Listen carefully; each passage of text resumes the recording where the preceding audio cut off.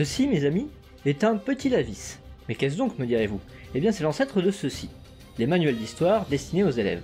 Les petits Lavis étaient les manuels d'histoire les plus utilisés dans les écoles françaises de la toute fin du 19e siècle jusqu'au début des années 1950. Et le moins qu'on puisse dire, c'est qu'ils véhiculaient une certaine vision de l'histoire de France. La couverture annonce la couleur. Enfant, tu vois sur la couverture de ce livre les fleurs et les fruits de la France. Dans ce livre, tu apprendras l'histoire de la France. Tu dois aimer la France, parce que la nature l'a faite belle, et parce que son histoire l'a faite grande. Ernest Lavis. Donc dans cette nouvelle série de vidéos, on va essayer de voir un peu tout ce qui n'allait pas dans ce genre de manuel et pourquoi ils ont été faits comme ça. Allons-y!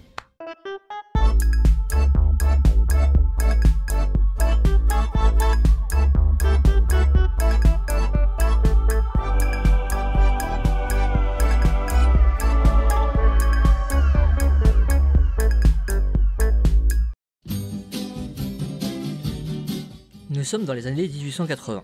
Après les années d'instabilité qui ont suivi la chute du Second Empire et la guerre franco-prussienne, la Troisième République semble enfin être véritablement installée. Mais la République reste fragile, elle est loin de faire l'unanimité. Depuis le début de la Révolution française, soit en à peine 100 ans, la France a connu 3 monarchies, 2 empires et 3 républiques différentes. Les républicains comptent bien installer la République définitivement, mais comment faire? Une partie de la solution va venir de Jules Ferry.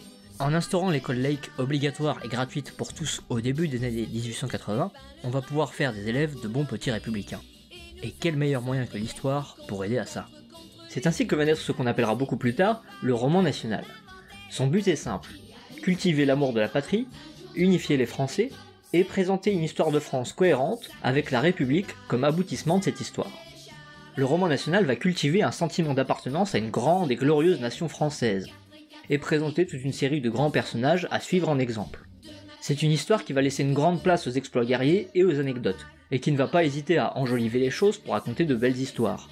En somme, le roman national c'est l'histoire mise au service de la politique. Mais que vient faire Lavis là-dedans? Eh bien Lavis est un historien partisan de ce roman national. Il est convaincu que le rôle de l'histoire à l'école est uniquement de faire aimer la France. Par exemple, il a déclaré « La connaissance de l'histoire éclaire l'amour de la patrie » ou encore si l'écolier n'emporte pas avec lui le vivant souvenir de gloire nationale, s'il ne devient pas un citoyen pénétré de ses devoirs et un soldat qui aime son drapeau, alors l'instituteur aura perdu son temps. Donc quand il se met à éditer des manuels d'histoire à son nom, on se doute bien quel genre de vision de l'histoire on va y trouver.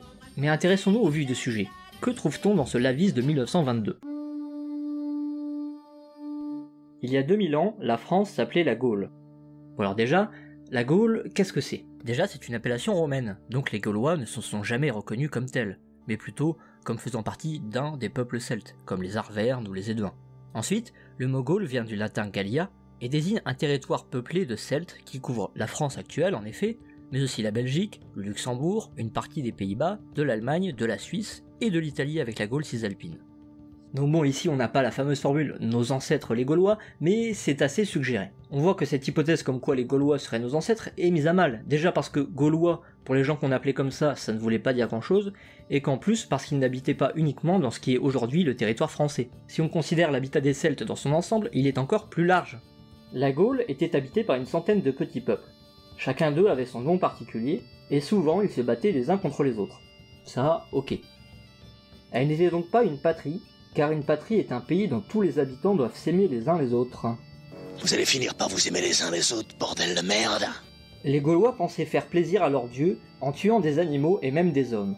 On enfermait des malheureux et des malheureuses dans de grandes cages d'osier qui avaient la forme d'un corps d'homme, et on y mettait le feu. La foule chantait et dansait pendant que les victimes hurlaient de douleur. Alors ça évidemment ça ne sort pas de nulle part. C'est César qui a décrit ça dans son livre Commentaire sur la guerre des Gaules. Mais ce n'est pas quelque chose auquel César a assisté lui-même, il ne fait que reprendre d'anciens textes qui eux-mêmes ne proviennent sans doute pas de témoins directs. Aujourd'hui, la plupart des historiens s'accordent à dire que ces sacrifices par le feu n'ont jamais existé. Mais est-ce que ça veut dire pour autant que les Gaulois ne faisaient pas de sacrifices? Non, pas du tout. Comme les Romains ou les Grecs, les Gaulois pratiquaient très probablement le sacrifice dans le cadre de leur religion. Et effectivement, les animaux pouvaient y passer, ainsi que des plantes et de la nourriture. Mais qu'en est-il des sacrifices humains? Eh bien là, on ne sait pas. Eh bien oui, c'est frustrant, mais quand on fait l'histoire sérieusement, on n'a pas toujours de réponse certaine. Ce qu'on sait, c'est qu'il est possible que les Gaulois aient pratiqué des sacrifices humains. Des textes grecs et romains en parlent. Mais pour l'instant, on n'a retrouvé aucune preuve archéologique, donc mystère. Cela dit, si le sujet vous intéresse, je vous conseille vivement d'aller faire un tour du côté de la chaîne de Thomas Laurent, qui creuse le sujet un peu plus en profondeur. Ce qui est logique pour un archéologue. Creuser, archéologie... Bref, je vous laisse le lien en description. Les Gaulois avaient pour armes des haches, des épées, des pieux. Ils étaient braves. Ils disaient qu'ils ne craignaient qu'une chose, c'était que le ciel ne leur tombât sur la tête. Alors là, vous êtes en train de vous dire « Eh, on me la fait pas, moi. Ça vient d'Astérix, ça, je connais. » Et vous avez tout à fait raison, c'est quelque chose qu'on retrouve régulièrement dans les aventures du petit Gaulois. Mais ça ne sort pas de nulle part. En moins 335, un groupe de Celtes rencontre Alexandre le Grand afin de s'assurer de son amitié. Les faits nous sont connus par Ptolémée, général d'Alexandre, qui assiste à la rencontre et la raconte dans son Histoire d'Alexandre le Grand. Alexandre demande à ses Celtes de quoi ont-ils le plus peur, en espérant qu'ils répondent qu'ils ont peur de lui. Après tout, un peu de flatterie, ça fait jamais de mal. Sauf que là, ils lui répondent qu'ils ne redoutent rien, si ce n'est que de voir le ciel tomber sur eux. Raté. Alexandre voulait flatter un peu son ego, mais ses Celtes ont trouvé un moyen de lui dire poliment qu'ils n'avaient peur de personne, et donc pas de lui. Bon après, ils ont bien conscience d'habiter dans une région difficile d'accès pour Alexandre, puisqu'il faut traverser les Alpes. En plus, ce dernier s'apprête à partir en campagne contre les Perses, donc dans la direction opposée à chez eux. Ils n'ont donc pas grand chose à craindre d'Alexandre. Ils sont peut-être braves, mais ils sont pas fous ces Gaulois. Ils attaquaient l'ennemi avec fureur et avec joie. Mais ils aimaient à combattre sans ordre, chacun pour soi, pour son plaisir. Ils n'aimaient pas être commandés. À cause de cela, ils furent souvent vaincus. Car il ne suffit pas qu'un soldat soit brave, il faut qu'il obéisse aux ordres de ses chefs. Pour revenir rapidement là-dessus, c'est faux. Les Gaulois n'atteignaient certes pas le niveau d'organisation de l'armée romaine, mais c'était loin d'être juste des bourrins. Le récit de César de la guerre des Gaules nous montre qu'ils savaient employer des tactiques romaines, et qu'ils étaient tout à fait capables de berner les Romains. Par exemple, à la suite d'une ruse gauloise, la 13e légion romaine est quasi entièrement massacrée dans une embuscade. Les Romains eux-mêmes, et César en particulier, utilisaient des troupes gauloises dans leurs armées, surtout pour la cavalerie. Ce qu'on voit surtout dans ce passage, c'est le but politique de ce genre de manuel qui apparaît clairement. Il ne suffit pas qu'un soldat soit brave, il faut qu'il obéisse aux ordres de ses chefs. Et un peu plus loin, un soldat doit rester calme et ferme dans les batailles et ne se décourager jamais. Le but de ce genre de manuel, c'est de former de futurs bons petits soldats bien obéissants. C'est un exemple flagrant de manipulation de l'histoire à des fins politiques. On vous parle de glorieux ancêtres qui se battaient bien, mais qui étaient battus car ils n'obéissaient pas assez bien à leur chef. Alors attention les mioches, faites bien ce qu'on vous dit, sinon vous allez finir comme les Gaulois. Vient ensuite le récit de la guerre des Gaules. Les Romains étaient aussi braves que les Gaulois, et ils marchaient mieux en rang, faisaient mieux l'exercice et obéissaient mieux à leur chef. C'est pour cela qu'ils furent vainqueurs. Certes, les armées romaines étaient plus disciplinées, mais est-ce vraiment ça qui leur a apporté la victoire? Pour la faire simple, non. En fait, ce qu'on appelle la guerre des Gaules consiste en une multitude de campagnes de César contre différents peuples gaulois. César, par ses talents de stratège et de diplomate, parvient à maintenir divisés ses peuples et à battre ceux qui s'opposent à lui. Il récompense généreusement ses alliés et punit durement ceux qui se révoltent ou qui le trahissent. Au final, c'est la division de peuples gaulois aux intérêts différents, l'incroyable maîtrise de la poliure cétique, la guerre de siège des Romains, et l'intelligence de César qui permettent à ce dernier de l'emporter. Pas le fait de bien savoir marcher en rang, ça c'est sympa pour la parade, mais sinon c'est tout.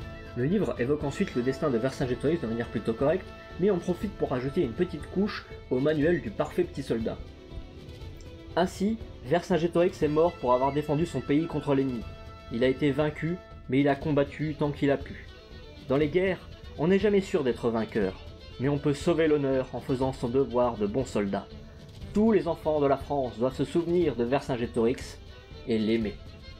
Là on a le coup classique, on héroïse un personnage de l'histoire de France pour en faire l'exemple même du bon soldat pour tous les petits écoliers français. Je ne dis évidemment pas qu'il n'est pas intéressant de s'intéresser à des personnages tels que Vercingétorix en classe. Ça peut être un chouette exemple pour voir à quoi ressemblaient les chefs gaulois à l'époque. On peut étudier les raisons qui l'ont poussé à se rebeller contre le pouvoir de Rome. Et si on étudie l'histoire ministère, on peut analyser, voir ce qu'il a fait de bien et ce qu'il a raté. Mais ici, on essaie d'en faire une figure de propagande, et ce n'est pas à ça que doit servir l'histoire. C'est en l'an 50 avant Jésus-Christ que la Gaule fut soumise aux Romains. Elle obéissait à des étrangers, ce qui est le plus grand malheur qui puisse arriver à un peuple. Outre le côté carrément xénophobe de la phrase, On retrouve cette idée qu'il faut former de bons soldats, sinon il arrivera de grands malheurs à la France. Bon après, faut croire que Pétain, il avait pas bien lu son Lavis quand il était jeune, parce que lui, il a carrément refilé les clés à Hitler. Mais cette phrase sur les étrangers est immédiatement suivie par plusieurs paragraphes vantant tout ce que les Romains ont pu apporter aux Gaulois. Les routes, les grands bâtiments en pierre, l'écriture, l'école, en bref, la civilisation. Pourtant ce n'est pas si simple, les routes existaient en Gaule, seulement faute d'un pouvoir central, le réseau était incomplet, et l'entretien de ces routes dépendait de la région où on se trouvait.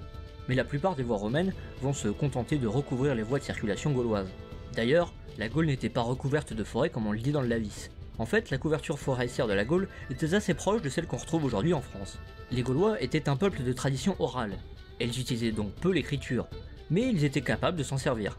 L'artisanat gaulois, quant à lui, était réputé dans de nombreux domaines, notamment l'armement. Les Gaulois sont d'ailleurs les inventeurs de la côte de maille, qui sera utilisée massivement jusqu'à l'arrivée des armes à feu sur les champs de bataille.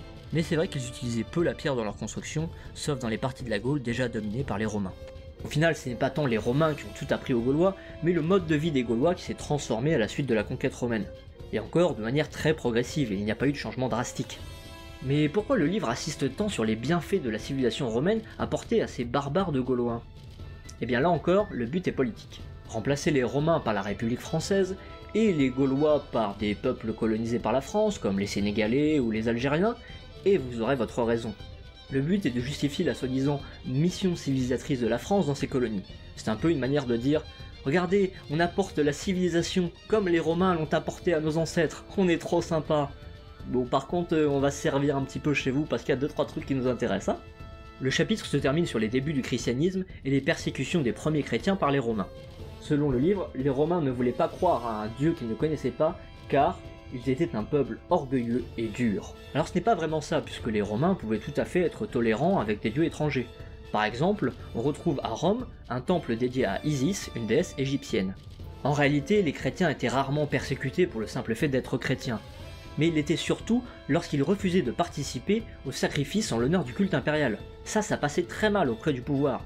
Bah oui, si vous refusiez de sacrifier à l'empereur, ça veut dire que vous ne reconnaissez pas son autorité, et ça ne passe pas.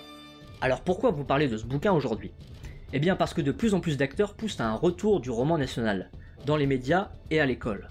On a même réédité récemment une série de petits Lavis juste comme celui-ci. Alors si c'était des éditions commentées par des historiens, ça pourrait être intéressant, mais là ce n'est absolument pas le cas. Donc c'est pour ça qu'il m'a semblé important de revenir avec vous sur comment on apprenait l'histoire à l'époque. Donc dites-moi si ce format vous a plu, et si c'est le cas, on refera d'autres épisodes pour continuer à débunker ce petit Lavis. Et d'ici là, faites comme notre ami John Hammond. C'est vrai qu'ils sont plaisants, tous ces petits villages, tous ces bourgs et hameaux, ces lieux-dits, ces cités, avec leurs châteaux forts, leurs églises, leurs plages, ils n'ont qu'un seul point faible, et c'est d'être habités. Et c'est d'être habité par des gens qui regardent le reste avec mépris du haut de leur rempart. La race des chauvins, les porteurs de cocardes, les imbéciles heureux qui sont nés quelque part, les imbéciles heureux qui sont nés quelque part.